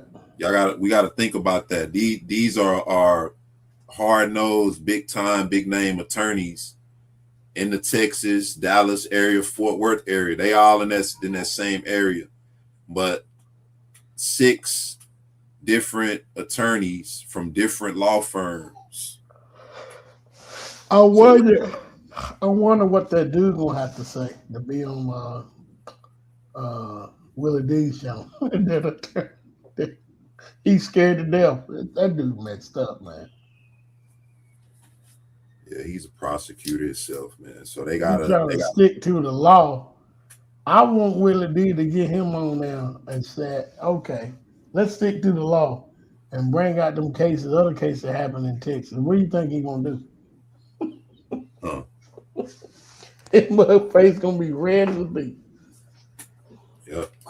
Because see, from the jump, the media criminalized him from the jump, and they you know, you can sue people for defamation of character. You see what I'm saying? It's one thing to you know, lock him up and all that, but they criminalize him all over the media. All over the media. They made him out to be a criminal. The dude had good grades and everything. He saved, you know, just part of his resume, saved a white kid, another white kid. They ain't gonna tell you about that, ain't they? This remind me, I was telling my wife this, man. This remind me of like Joseph or you know, something like that. That's what this remind me of. And somebody put in the chat that this is gonna have a lasting effect or something to that magnitude. Who was that? It said this case is going to bust things wide open all across the earth. And I believe that, man. Like, you know, it's something gonna come of this because everybody feels some type of way about this. I got one more video I want to play. Go ahead. It's about Carmelo Anthony too, because this is really cool on the black. I ain't never seen so many black folks coon on this. Yeah. Yep. So many, like he said, what he said, AI attorneys, meta attorneys, you know what I'm saying? Yeah. Ain't no real attorneys online talking about this case, man. Nah. They all prosecutors. Every so-called attorney that deal with this case is on the prosecution side. Check this out right here. Off top, this case is messed up, right? But you got like that black lawyer vouching for on Willie D. Now he did say, instead of him saying that was completely wrong, he said he did say he know why Anthony would get another trial, appeal, because of what, they excluded the black jurors, 3 of them. Who does that openly? Yep. And you believe do you think the judge and all them, the prosecutor, didn't know what they was doing? Oh yeah. My question is this, y'all. When did we ever had an all black jury when a white man killed a black man? I would put that. Come on, man. Fair use. Which was the fact that no black jury member was seated. It's the very thing that can possibly get his conviction overturned. I talked to you about this on day one. His attorney, to his credit. Now, in my opinion, he did not do a great job trying this case. But to his credit, he did object to the jury racial makeup, which preserved the error or potential error for an appeal. And that's where we're headed. All right, I'll put it up full mass. According to Atlanta Black Star, the Texas jury that sentenced Carmelo Anthony to 35 years in prison this month did not include a single black member on the jury. Even though the initial jury pool was made up of almost 600 residents of Collin County, where you have more than 10% of the residents are black, and that judicial decision is where Anthony stands the best chance to successfully appeal this conviction, according to legal experts interviewed directly by Atlanta Black Star. Now, remember, in an appeal has to remedy an error. The error, 9 times out of 10, cannot simply be an error noted. It must be an error that your defense attorney has objected to. And if there's no objection to the judicial error, you may not have the opportunity to preserve that issue for an appeal. So a lot of things are technically appeal worthy, but if the defense attorney did not say objection, Your Honor, it doesn't preserve the appeal later. All right. So this is a different scenario. The attorney did object. Quote, I know during jury selection, the district attorney struck 3 qualified black jurors, said Alexis Hogue-Fajour, a criminal law professor at Brooklyn Law School and a nationally recognized expert on race and the criminal legal system. Quote, and what I mean by 3 qualified black jurors is these were jurors who indicated they could view the evidence impartially. Now, when jury selection takes place, every attorney worth their weight will tell you, you win or lose the case based on the jury. Okay? If you're a real trial lawyer, you know you win or lose the case based on the makeup of the jury. They did preemptive strikes of the black jury members because the prosecutor did not want school teachers or educators to be on the jury. There's more. But the 3 black jury members were rejected because they were educators, which prosecutors argued would make them too biased to serve as qualified jurors in a case stemming from an altercation between 2 high school students on school grounds. The initial jury pool consisted of 589 prospective jurors, which was narrowed to about 250, and then to 18 final jurors, including 12 seated and 6 alternatives. So I want you to understand the ridiculous logic of the prosecutor. Prosecutor says, because they happen to be educators, they do not have the ability to impartially weigh the evidence. That makes 0 sense. 0 sense. They're not educators at the school that either individual, in this case, went to. They don't have a connection to the victim, who's deceased, nor the alleged defendant. They do not have a connection to the school itself. Imagine being able to build anything just by thinking about it. Meet Base 44, a complete AI creation platform. And somehow they would not be able to impartially weigh the evidence. Fair use, fair use. I don't know if I said it. There's no logic to that. The only logic would be if you can prove that they have some type of relationship to the case. That makes sense. But if you do that, it's no longer a preemptive strike. It has to be a strike done based on the merit of each individual and their ability to impartially weigh the evidence. It is unconstitutional to reject jurors based on race, ethnicity, or gender, which is why prosecutors base their rejection of the Black women on their occupations and nothing else.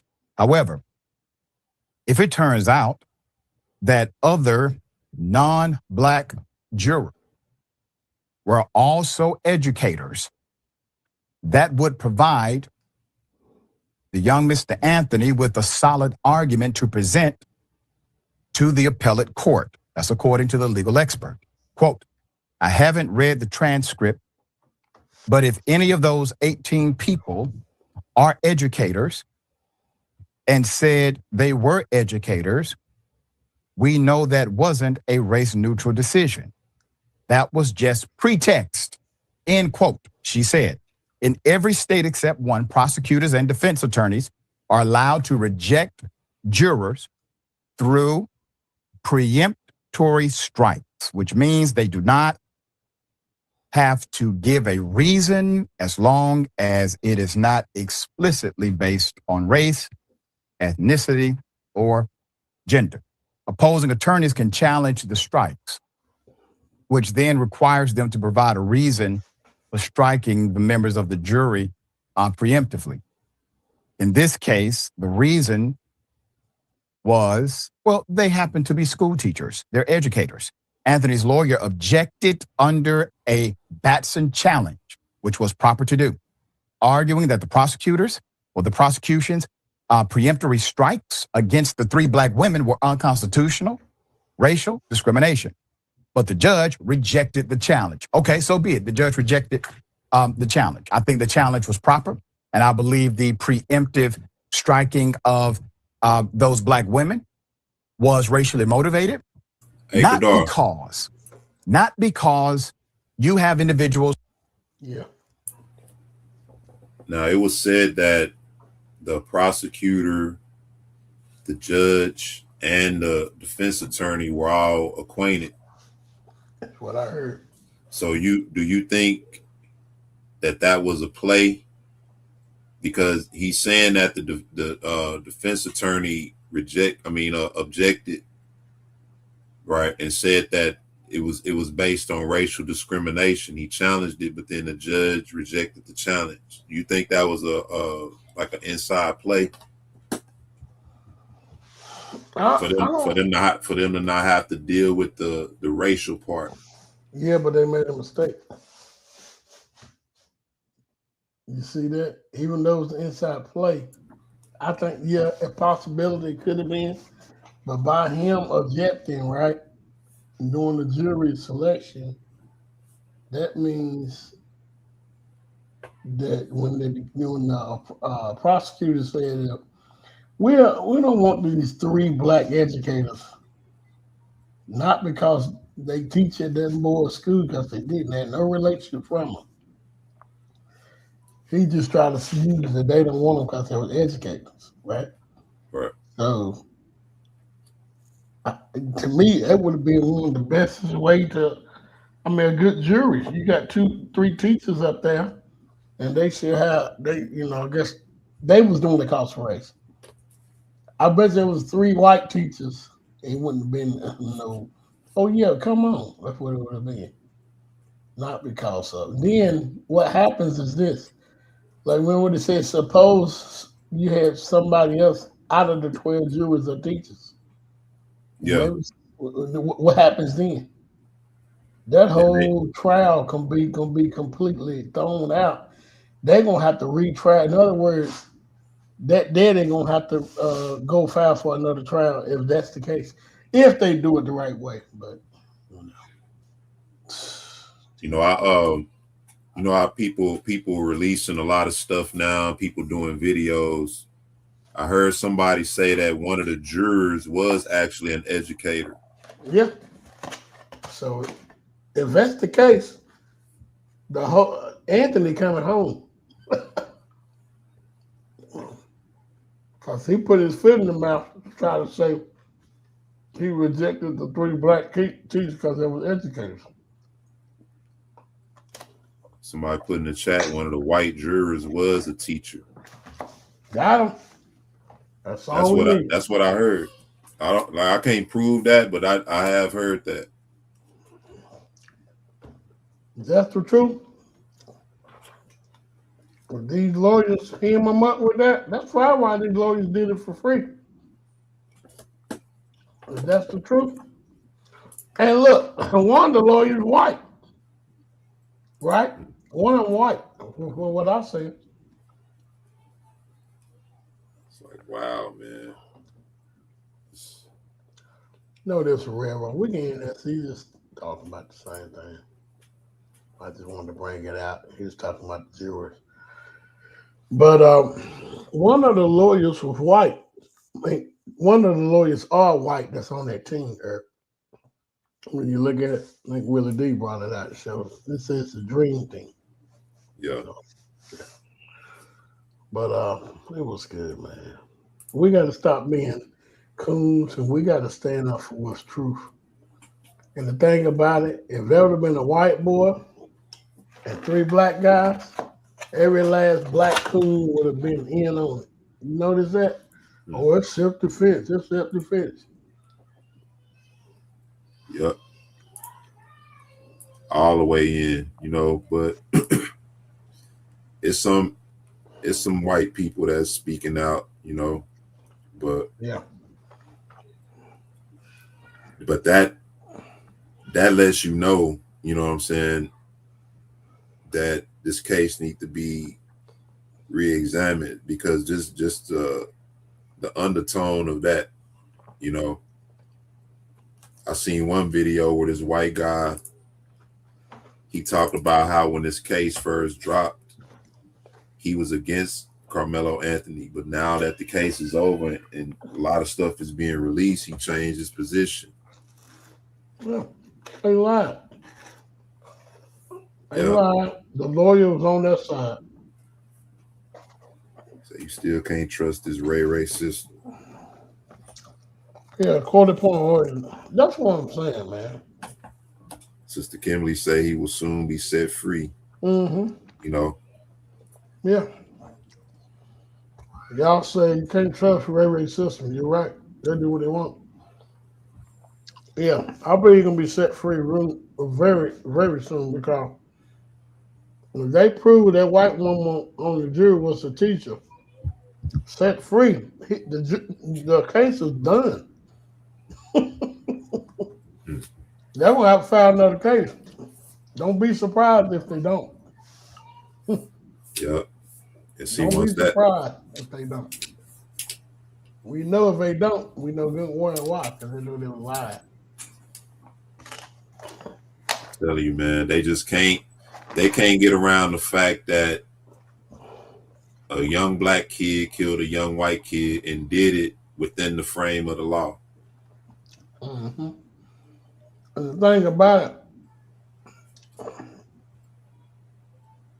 that old stupid black lawyer or whatever, DA or Willie D. Taylor, I love to challenge him. I eat him alive. He talking about some more. You got to stick with the law. So, well, you show me the law when these white boys bringing knives to school on purpose to kill people, and they ain't get charged with murder. That's easy. What are you gonna say? And it happens in Texas too. So I'm waiting. Hey, I was looking at what, because him and Willie D did a couple of videos, right, dealing with this. I was looking at one video, and the attorney dude uttered what a lot of people utter, right, when it comes to this. When Carmelo Anthony went under Memorial's tent, they always say he passed up 2 other tents to get to go under that tent. The guy caught him over there, but that's why. The setup, what people say. You know that, right? Yeah, he knew somebody that went to Memorial, and I think his girlfriend went to that school, if I'm not mistaken. All this information being left out, but then check this out. They want to play this card about it was wrong that he was under Memorial's tent, right? Yeah. They want to say he shouldn't have been under the tent and all this kind of stuff. Really just trying to beef that up to say he went under the tent and that's what started it. But the same people are saying that it was 2 other tents, and they say, well, why didn't he just go under another tent? Man, they making up stuff. Yeah, I mean, but if it's wrong for him, if it was wrong for him to have been under Memorial's tent, how the hell you gonna volunteer somebody else's tent? How would it have been right for him to go under somebody else's tent? Mm-hmm. You see what I'm saying? And then one of the coaches, from my understanding, testified saying that it's not a written rule to go under another team's tent. Just don't go under there uninvited. Mm-hmm. He was invited. You know, it wasn't cool for him to be under there, but go under another tent, right?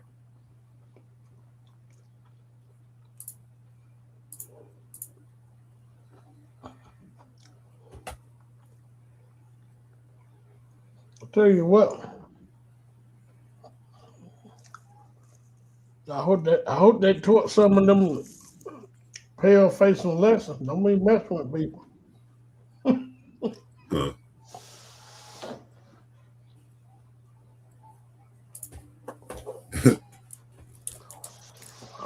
You let a 5'8" dude take you out. Weak, man. Yep. I mean, but hey, you're a 5'8" dude. Yeah. 5'8" dude, 100 and what much you say he weighed? 130. Come on, man. Both of these dudes was 200 plus pounds, 6'1". I ain't never been that small. But yeah. I might. Yeah. And you know what? 5'8", 130, 200 pounds. That lets you know how powerful Jew is, y'all. Come on, man. Hey, hold up, Eric. Yeah. I just thought about something. Wait a minute. Should King David be charged with murder? Wait a minute. Goliath was 6'9", right? I mean, Yeah. 8 foot? Something like that. Was it 9 foot? Yeah, something like that. King David should be charged with murder, y'all. Well,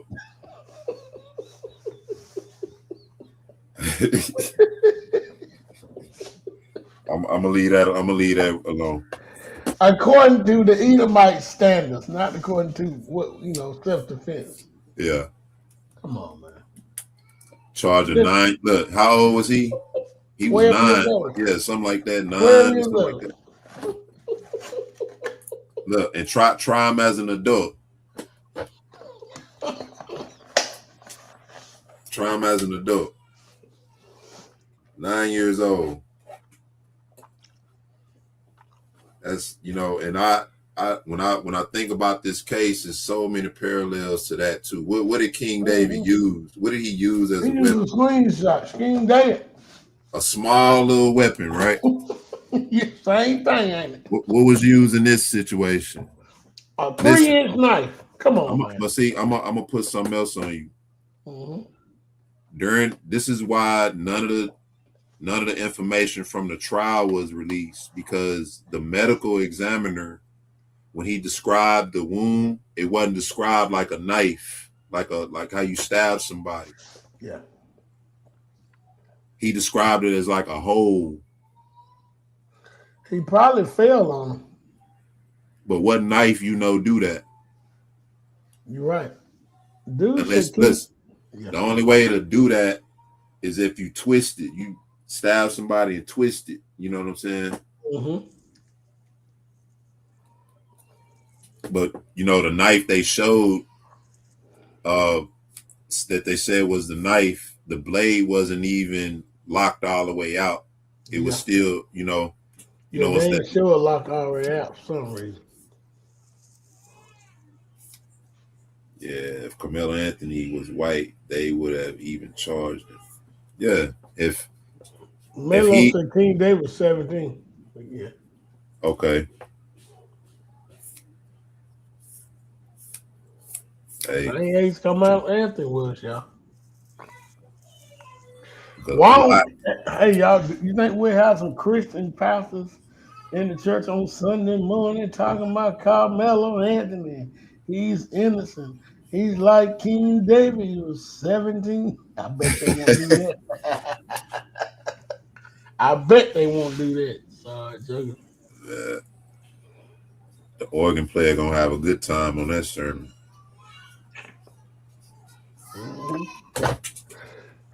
Robert said that they were saying he wanted Carmelo's girlfriend. Yeah, all that, like it's a lot of little details, you know. But then too, you know, Carmelo Anthony had a Hispanic girlfriend, Hispanic girl. Yep. What do you call it? Israel. Oh, man, you supposed to be messing with Judah, bro.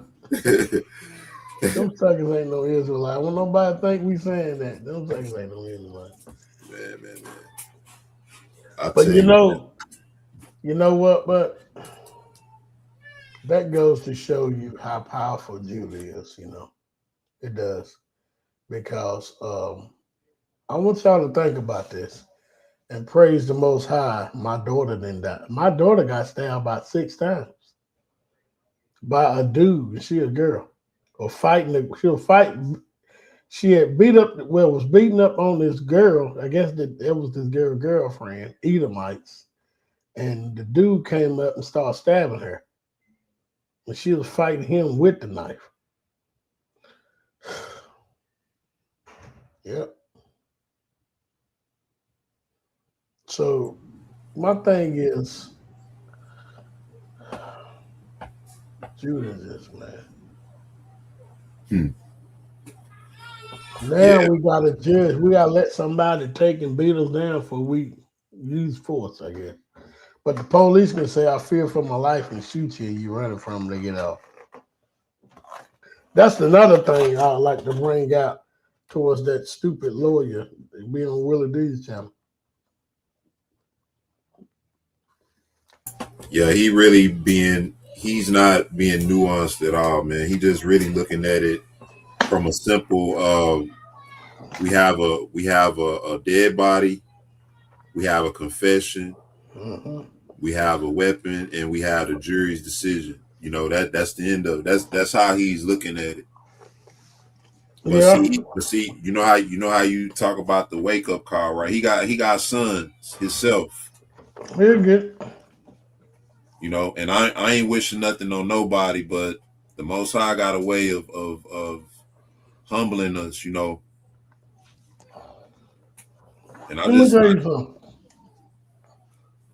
I don't deal with people in Israel that was biased when stuff happened. And I ain't tell you, sadly, but it happened to them. So I tell these people, Israel, you better shut up. Tell them. He'll come home. Then when they come to you, oh Lord, oh God. So wait, you need to have the peace that passes understanding. Stop trying to defend these people when they're wrong. That's all you have to do. Don't defend them when they're wrong. We don't even defend our own people when we wrong. So why are you gonna defend an Edomite when he wrong? Come on, man. You know, Kadar, I think this is the right time too, man, for us to sort of reach out to some of these people, because just like the brother in the video was talking about uniting, you know, yeah, that could be a right moment for us to bring the right perspective in, to let people know why this is happening. And you know, we talk about being armed physically, spiritually, and everything, but you know, we can arm our people with the knowledge to help them understand. And you know, it's if they hear, is whether they hear or whether they forbear, you know. But that's also another means of defense for us, understanding that this is scriptural and bringing the Most High into it, you know, because I think the Most High is working through this situation, and that's why these attorneys stepped up. You know what I'm saying? And so that's proof positive that we can call on the Most High, you know, and we can sort of reach out to some of these people, you know, on a personal level, and then, you know, see if we can get them on. It ain't for clicks and views. We got what we got over here, you know what I'm saying? But this is a ripe opportunity for our people to receive the truth and understanding why this is going on. Yeah, you know, I was telling Kamisha, need to take a trip down to Texas, you know, see Hunger. Sharon's still going through what happened to her son in Texas Tech. Now you got this happening. Yeah. So, you know, man, and, you know, the scripture is so, man, we the only people that have no might in our hands. So how can anybody else be Israel, y'all? How can anybody else be Israel? How? We don't have no army. We the only people that don't have no might in our hand. Now, that's not to say that we do have the Most High. Even when you look at what happened in Tulsa, Oklahoma, 2021, in August, when they attacked the city, the black people was winning. And the only reason we lost is because the government sent airplanes and bombed them. That's the only reason. That's crazy, but that's the only reason we lost. I'm sitting there looking at a video now. I'm probably look at this once we get off. It say white man shot. Hold on. It say white man shot after attacking black man in Sundown Town in Arizona. Somebody shot him? So a black dude. Oh Lord. My thing is this, man. Black people, love one another, come together. Stop being biased. We got the coons out there, right? They're gonna stay coons until they start getting killed off. Then they're gonna, you know, you're gonna see them getting scared of being coons. But they coons and they gonna stay coons.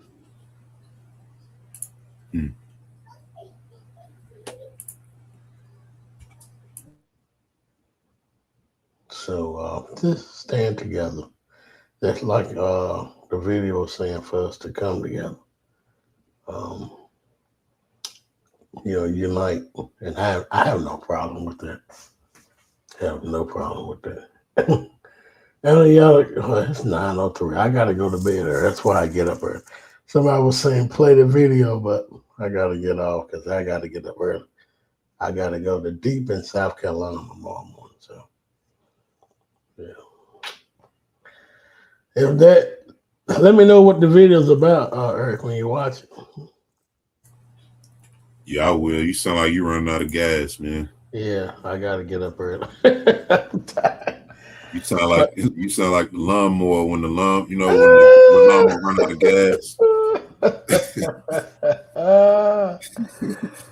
All right, y'all. Peace and blessings. It was good, y'all. Remember, pray for our coons. You know that they'll come out of that right now, not no later. Christianity tell you, just hold on, God. No, we want them to come now out of that.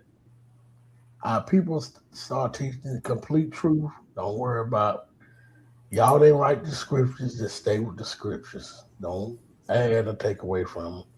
So we pray for that. I pray for that. That's my last words before we got to get off. That's something you want to say? Indeed, man. Love y'all, man. All praise to the Most High. Let's keep one another in prayer. Let's come together as often as we can in every way that we can. You know what I mean? And let's keep in mind that our salvation is not, and that salvation is only for us. Yes. Praise y'all. We out.